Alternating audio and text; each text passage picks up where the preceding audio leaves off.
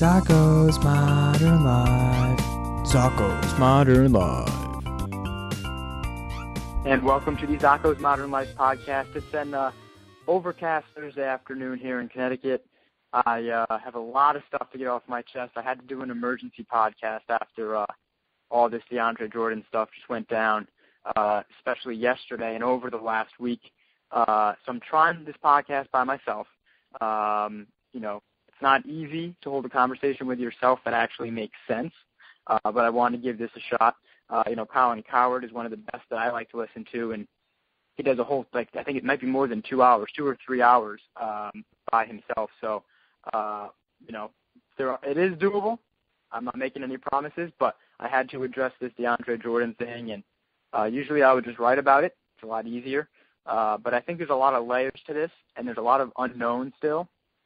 So it'd be really hard to, try to figure out who said what and what's actually true.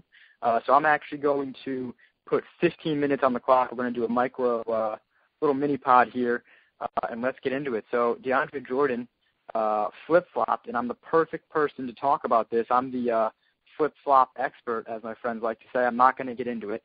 But this entire conversation, and anytime you talk about this DeAndre Jordan thing, has to be prefaced with, who knows actually what happened. I mean, DeAndre Jordan, whoever was in his house with him last night when they apparently kidnapped him, or not kidnapped, held him hostage is the word that was being used. More on that later. But who really knows what happened? And that's the key here. I mean, a lot of, reports were out, and it was kind of in real time, and thanks to Twitter, you can kind of follow it as it was going on. I just wish they had a camera inside, so somebody can make a lot of money. Now would be a really good time for all of us to watch that reality show they could have had in there. Would have been very entertaining. But so DeAndre, as many of you know, is back with the Clippers after verbally agreeing to a 4-year contract worth around $80 million with the Dallas Mavericks last week. It was, as I said, verbal agreement during the NBA moratorium, and all free agent, I put signings in quotes that you heard before today were never really official. Teams couldn't sign them because the NBA, the new NBA year didn't start yet. The new salary cap wasn't announced yet, so Marcus Aldridge signed today, but he could have also, changed his mind. It's rare, but it has happened, and DeAndre Jordan isn't the first one. But the amount of coverage and the amount of drama and the way it happened is what makes this so unique. And so, as I said last week, July 3rd or 4th, I believe it was Saturday, July 4th. It went public that he reached an agreement with the Dallas Mavericks. That was Saturday. Monday, there's reports. Again, everything, who knows how much of this is true. This is where we kind of get into the first part that is iffy. So DeAndre had second thoughts on Monday, according to reports, and he reportedly reached out to the Clippers. Now, that sounds great. And if that's true, then I commend the Clippers for doing what they did and switching gears back. They lost Jordan. They were, frantically scrambling, I'm sure, to find a replacement. And that was not going to be easy with their money situation. And then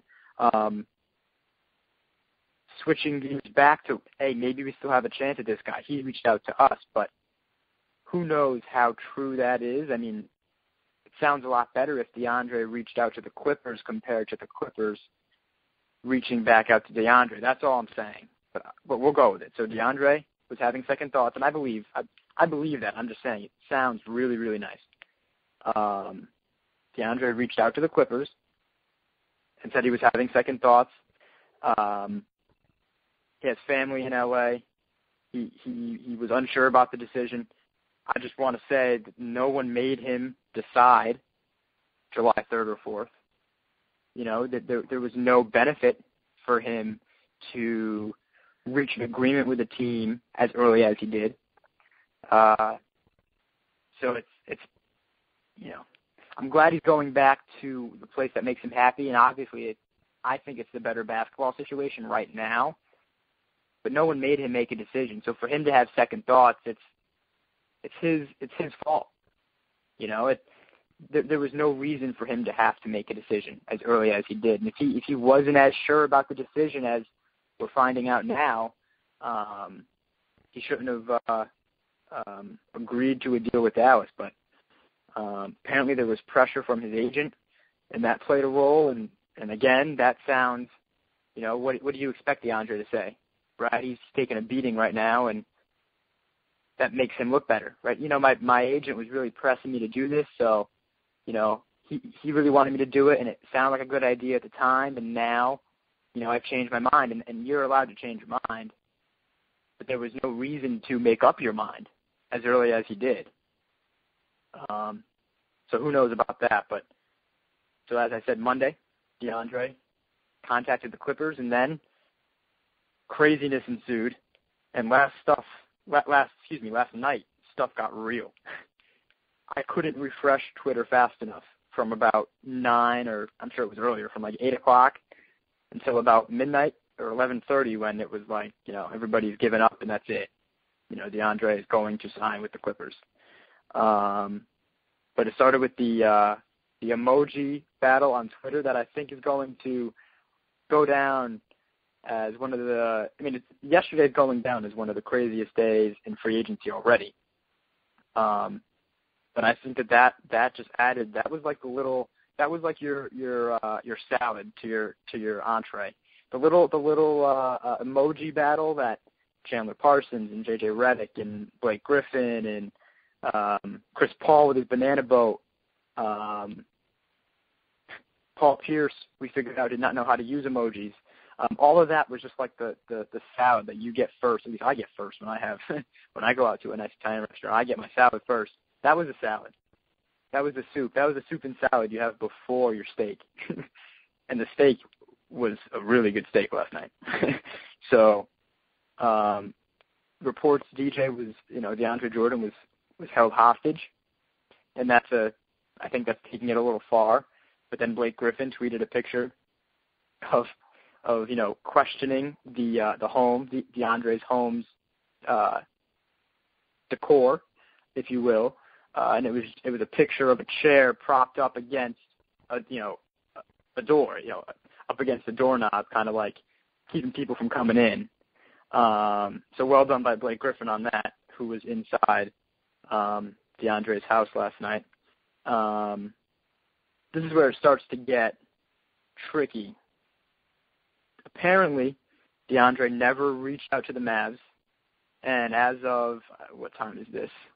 I didn't do too much research, but as of this morning, Mark Cuban released his first statement, very small but enough, and said that he hasn't heard anything from DeAndre since Tuesday night, and this is Thursday. So to not, changing your mind is one thing, kind of have to own it.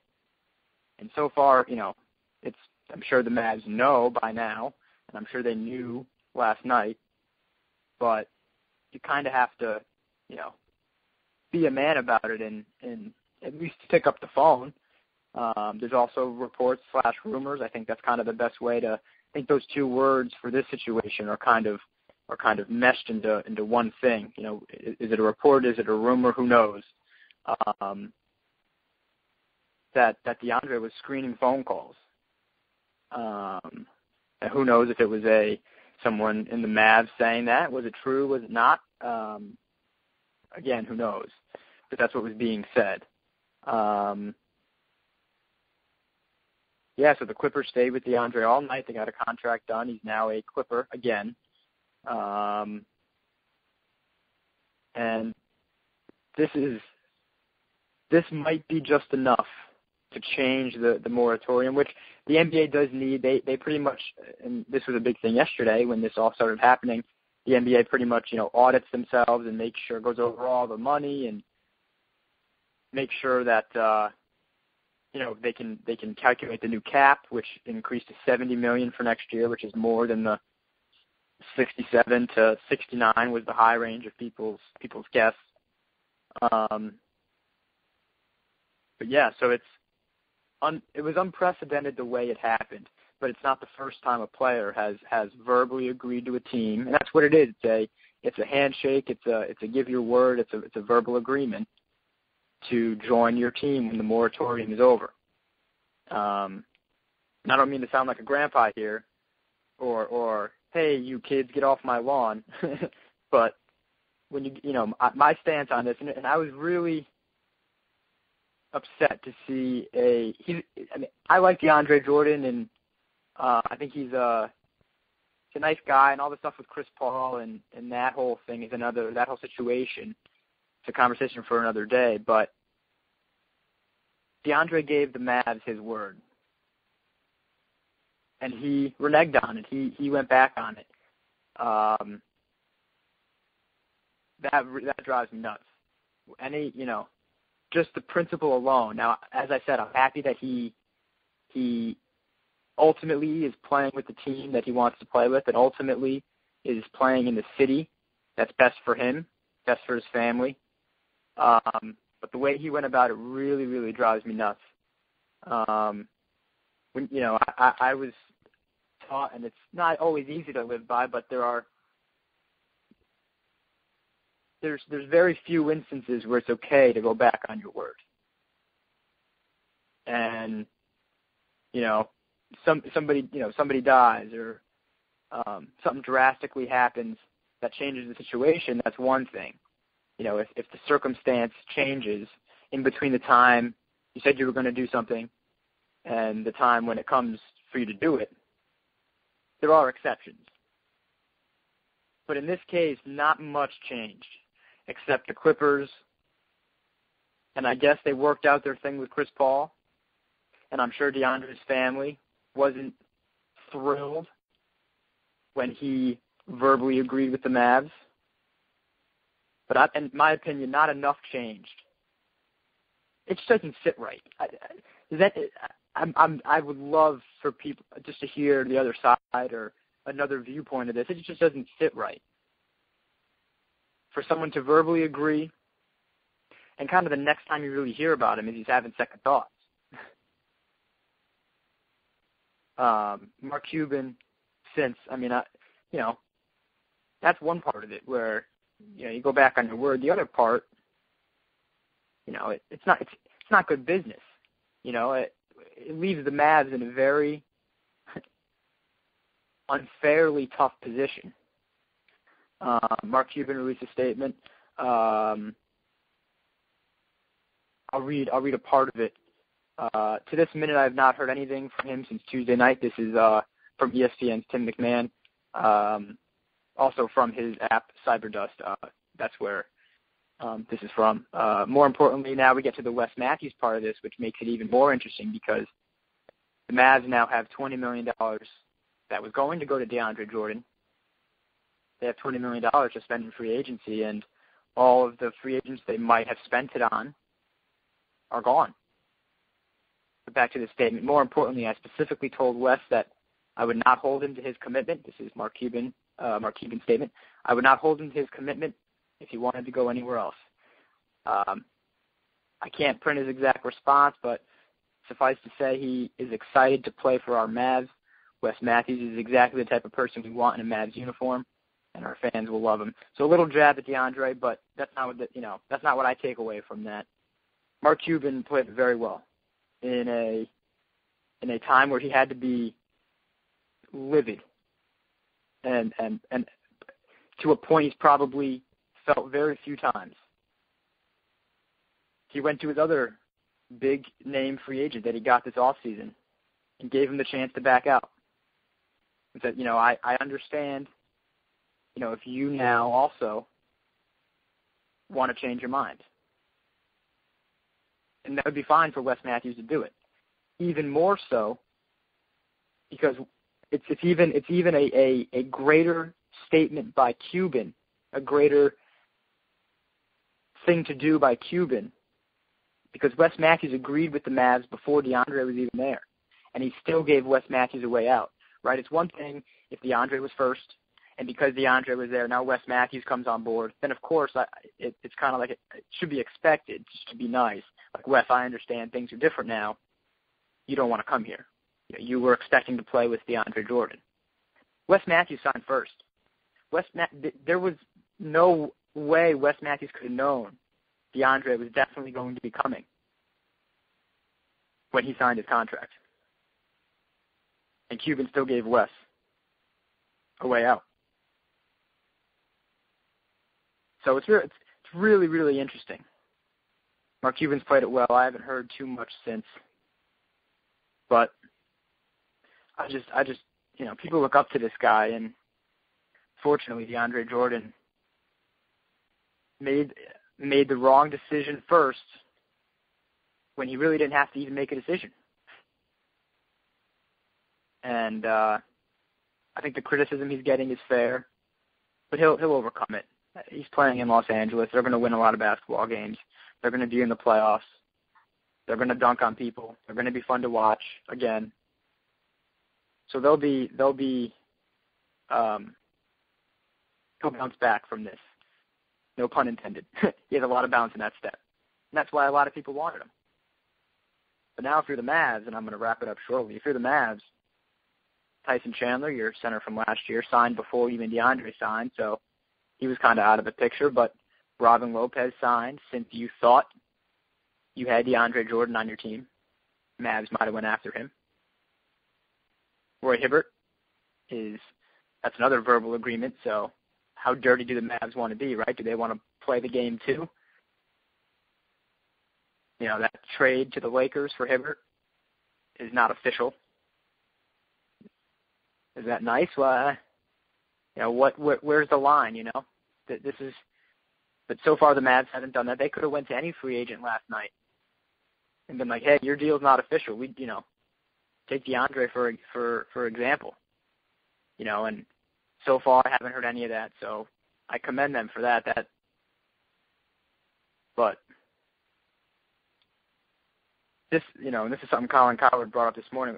The Mavs are, and Cuban released a statement that he got fined for $25,000. If we didn't get DeAndre Jordan and Wes Matthews, we were going to tank. They were going to tank the season. They might not have spent the money on Charlie Villanueva or Richard Jefferson trying to fill out the team they thought they had. So it changes everything. The Clippers were going to be in trouble trying to replace a guy like DeAndre Jordan, and the Mavs would have played things completely differently. The big takeaway is, so this would be a year, if not more, at least the third year where no free agent has decided to go to Dallas, Texas, where there's no state tax. Great organization, great team, owner who's willing to spend, very good coach. I would think a without a doubt top 5 coach in the NBA.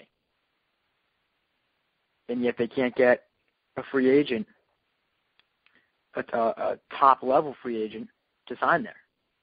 Dwight, Darren Williams, that might have been a blessing in disguise there, and Carmelo. Well, that's it. I've gone over the 15 minutes. I just wanted to kind of go over what happened this past day, and it's been crazy.